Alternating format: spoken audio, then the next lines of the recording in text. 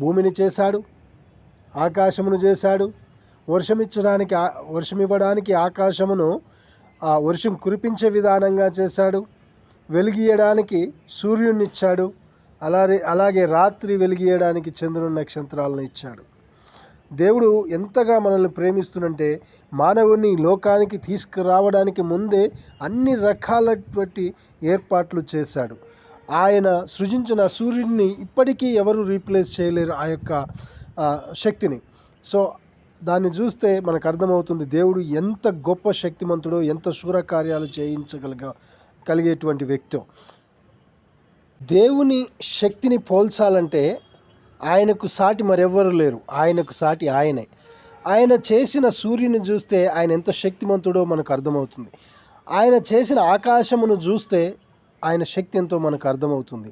ఆయన చేసిన సూర్య చంద్ర నక్షత్రాలను